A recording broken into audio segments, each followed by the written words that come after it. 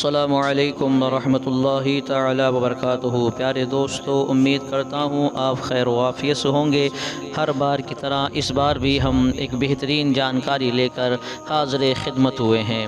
آج ہم لے کے آئے ہیں رضائے مصطفیٰ صلی اللہ تعالی علیہ وسلم۔ اس سے پہلے ہم نے جنت کی نعمتیں، جنت کے باغات، حور و غلماں کے بارے میں آپ حضرات کو جانکاری پہنچانے کی کوشش کی تھی، اور اب ہم پیارے آقا صلی اللہ تعالی علیہ وسلم کے تعلق سے میرے آقا کی کیا شان، کیا شوکت ہے، رب کائنات میدان محشر میں اپنے حبیب کو کیا انعامات سے نوازے گا، تو وہ تمام حالات محشر آپ حضرات کی خدمت میں ہم پیش کرنے کی کوشش کر رہے ہیں۔ آپ حضرات ہمارے ساتھ آخر تک ویڈیو میں بنے رہیں۔ تو آئیے ہم ویڈیو شروع کرتے ہیں۔ حضرت عبداللہ بن عمر بن العاص رضی اللہ تعالی عنہ فرماتے ہیں، بے شک نبی کریم صلی اللہ تعالی علیہ وسلم نے حضرت ابراہیم علیہ السلام کے متعلق نازل شدہ اللہ تعالیٰ کے قول آیت کریمہ کو تلاوت کیا کہ اے میرے رب، بے شک ان بتوں نے بہت سے لوگوں کو گمراہ کر دیا، پس جس شخص نے میری تابعداری کی وہ میرا ہے، اور جس نے میری نافرمانی کی بے شک تو ہی بخشنے والا، رحم کرنے والا ہے۔ اور حضرت عیسیٰ علیہ السلام نے کہا کہ اگر تو انہیں عذاب دے تو بے شک وہ تیرے بندے ہیں۔ پھر نبی کریم صلی اللہ تعالی علیہ وسلم نے اپنے ہاتھوں کو اٹھایا اور روتے ہوئے عرض کیا، اللہم امتی امتی، اے اللہ میری امت کو بخش دے، میری امت کا غم مجھے نہ دینا۔ اللہ تبارک و تعالیٰ نے فرمایا، اے جبرائیل، محمد صلی اللہ تعالی علیہ وسلم کے پاس جاؤ، اور تمہارا رب جانتا ہے، ان سے پوچھو تمہیں کس چیز نے رلایا، کس چیز نے تمہیں رلایا ہے۔ جبرائیل علیہ السلام آپ کے پاس حاضر ہوئے، آپ سے سوال کیا، یا رسول اللہ صلی اللہ تعالی علیہ وسلم کہ رسول اللہ صلی اللہ تعالی علیہ وسلم نے جو عرض کیا تھا اللہم امتی امتی، اس کے متعلق خبر دی کہ رب تعالیٰ نے فرمایا کہ اے جبرائیل، محمد صلی اللہ علیہ وسلم کو جا کر کہو کہ ہم تمہیں امت کے بارے میں راضی کریں گے اور کوئی غم نہیں پہنچائیں گے۔ علامہ نووی رحمۃ اللہ تعالی علیہ فرماتے ہیں کہ اس حدیث پاک سے یہ فوائد حاصل ہوئے کہ نبی کریم صلی اللہ تعالی علیہ وسلم کو اپنی امت پر کامل شفقت حاصل ہے۔ آپ اپنی امت کی بہتری اور ان کے تمام بھلائی کے امور کا اہتمام فرماتے ہیں۔ اللہ تبارک و تعالیٰ کی طرف سے امت کو راضی کرنے اور امت کا غم نہ پہنچانے کا آپ سے وعدہ فرمانا، یہ آپ کی امت کے لیے بہت ہی بڑی بشارت ہے۔ اللہ تبارک و تعالیٰ کے حضور بنسبت باقی انبیاء اکرام علیہم السلام کے حضور صلی اللہ تعالی علیہ وسلم کا مرتبہ عظیم ہے۔ جبرائیل امی کو آپ کے پاس بھیج کر سوال کرنے میں بھی یہی حکمت ہے کہ آپ کے مرتبہ کو واضح کرنا مقصود تھا کہ تمام کو آپ کی فضیلت افضلیت پر برتری کا علم ہو جائے، اور فائدہ یہ حاصل ہوا کہ باقی انبیاء اکرام نے گناہ گاروں کو رب کے سپرد کیا کہ اے اللہ وہ تیرے ہیں، تو ہی ان سے اپنی مرضی کے مطابق سلوک فرما۔ لیکن نبی کریم صلی اللہ تعالی علیہ وسلم نے عرض کیا کہ اے اللہ ہیں تو گناہ گار، لیکن جب میرے امتی ہیں تو وہ میرے ہی ہیں، ان پر رحم فرما۔ اللہ تعالیٰ کی رحمت کا عجیب انداز۔ حضرت ابو ہریرہ رضی اللہ تعالی عنہ فرماتے ہیں کہ رسول پاک صلی اللہ تعالی علیہ وسلم نے فرمایا، قیامت کے دن جہنم پر پل بچھایا جائے گا، سب رسولوں سے پہلے میں اپنی امت کو اس سے گزاروں گا۔ اس دن سوائے رسولوں کے کسی کو کلام کرنے کی اجازت نہیں ہوگی، اور اس دن رسولوں کا کلام ہوگا، اللہم سلم سلم، اے اللہ سلامتی سے ہماری امت کو گزار دے، اور جہنم میں آگ سے ٹہڑی کی ہوئی لو کی طرح سلاخیں اس طرح ہوں گی جس طرح سعاد ان پودے کا کاٹتے ہوتے ہیں، اور وہ گنتی بڑی ہوں گی، ان کی حقیقت اللہ تعالیٰ کے سوا کوئی نہیں جانتا ہے۔ ان سے لوگوں کو ان کے اعمال کے مطابق کھینچا جائے گا۔ بعض لوگ ہلاک ہو جائیں گے، کافر ہلاک ہو جائیں گے، اور بعض کو گرا دیا جائے گا، اور بعد میں ان کو نجات دے دی جائے گی۔ اللہ تبارک و تعالی جب اپنے بندوں کے درمیان فیصلہ فرما کر فارغ ہو جائے گا تو کچھ لوگوں کو جہنم سے نکالنے کا ارادہ فرمائے گا۔ جن کو نکالنے کا ارادہ فرمائے گا وہ لوگ ہوں گے جنہوں نے یہ شہادت دی ہوگی کہ اللہ تبارک و تعالیٰ کے سوا کوئی عبادت کے لائق نہیں۔ اللہ فرشتوں کو حکم دے گا، جن لوگوں نے اللہ تعالیٰ کی عبادت کی تھی ان کو نکال لو۔ فرشتے ان کو نکالیں گے اور سجدے کی علامات چہرے پر نورانیت سے انہیں پہچان لیں گے۔ اللہ تبارک و تعالیٰ آگ پر حرام کر دے گا کہ وہ جن اعضاء پر سجدے کے اثرات ہیں ان کو کھائے۔ تمام انسانوں کو آگ کھا جائے گی سوائے ان کے جن پر سجدے کی علامات ہوں گی۔ جب ان کو آگ سے نکالا جائے گا تو آگ سے جل بھن چکے ہوں گے، ان پر آب حیات ڈال دیا جائے گا اور وہ اس طرح صحیح سلامت ہو جائیں گے جس طرح بہتے پانی پر دانہ کھل کھلا رہا ہو۔ ایک آدمی جنت اور دوزخ کے درمیان باقی رہ جائے گا۔ یہ سب دوزخیوں میں سے آخر میں جنت میں ہونے والا ہوگا، جنتی ہونے والا ہوگا۔ اس کا چہرہ ابھی تک آگ کی طرح ہوگا۔ یہ عرض کرے گا، اے رب، اے میرے رب، میرے چہرے کو آگ سے پھیر دے، مجھے اس کی گرم لو ہلاک کر رہی ہے اور اس کے شعلوں نے مجھے جلا کر راکھ کر دیا ہے۔ اللہ تبارک و تعالیٰ فرمائے گا کہ میں ایسا کر دوں تو ہو سکتا ہے تو اور سوال کرنا شروع کر دے۔ تو وہ کہے گا، اے اللہ تعالیٰ، تیری عزت کی قسم، میں اور کچھ نہیں مانگوں گا۔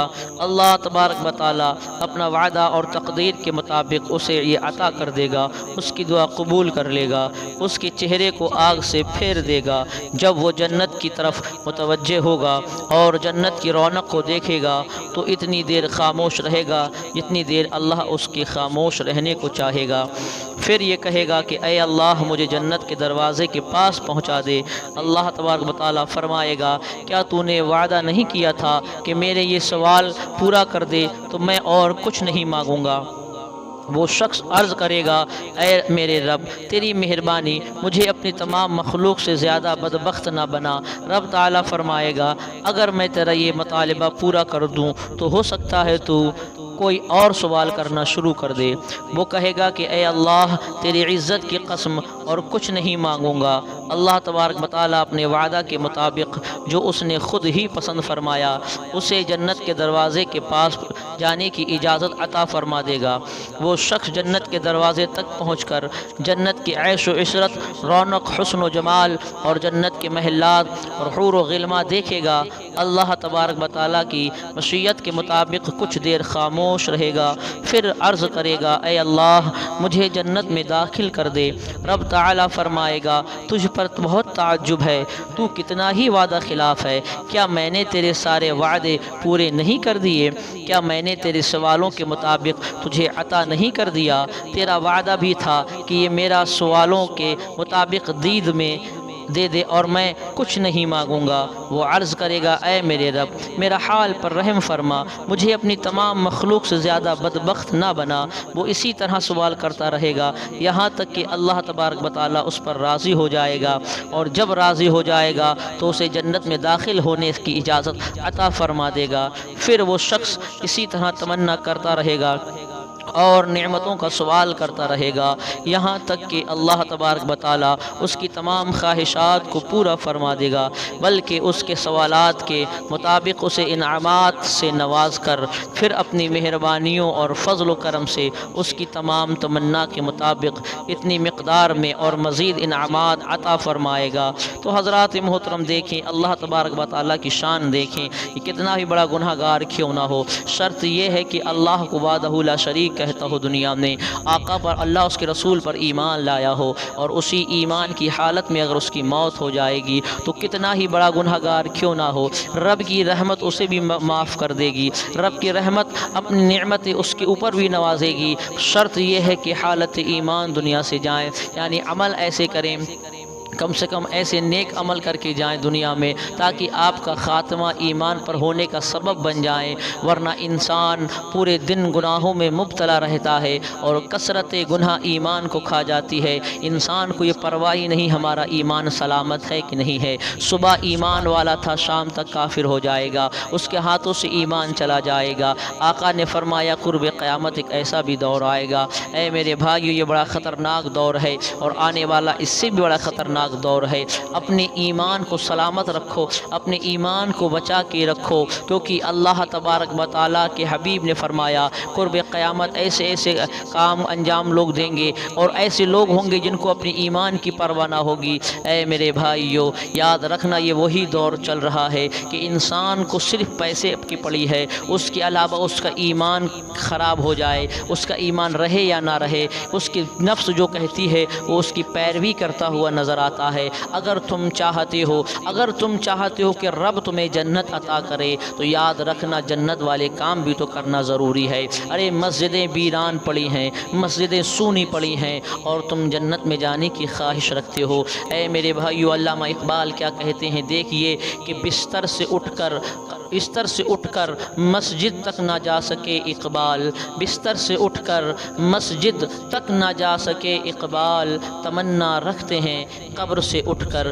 جنت میں جانے کی۔ اس شعر کو شاید کہ آپ کی سمجھ میں نہ آیا ہو تو میں آپ کو بتلا دوں کہ علامہ اقبال کہتے ہیں کہ دنیا میں رہ کر آپ اپنے بستر چھوڑ کر نماز پنجگانہ ادا نہ کر سکے، مسجد میں نماز پڑھنے کے لیے نہ آ سکے، مگر بات جب جنت کی آتی ہے تو سوچتے ہیں کہ ہم جنت میں چلے جائیں، سب سے پہلے جنت میں میں ہی جاؤں۔ یعنی جب مر کر آپ قبر میں پہنچ جائیں گے تو آپ سوچیں گے کہ قبر سے ڈائریکٹ ہم جنت میں چلے جائیں۔ یہ تمنا رکھنے والوں تو کم سے کم ایک بار مسجد جو ویران پڑی ہوئی ہیں ان کے ویرانی کو دیکھ لو جا کر، ایسا نہ ہو۔ اور حضور فرماتے ہیں قرب قیامت کے دن مسجد بھی گواہی دے گی، جن لوگوں نے مسجد کو آباد کیا ہے وہ ان کے لیے بھی گواہی دے گی، اور جنہوں نے مسجد کو ویران کیا ہے وہ ان کے خلاف گواہی دے گی، آباد کرنے والوں کے سپورٹ میں گواہی دے گی، اور جنہوں نے ویران کیا ہے ان کے خلاف گواہی دے گی۔ یعنی جو نماز ادا کرتے ہیں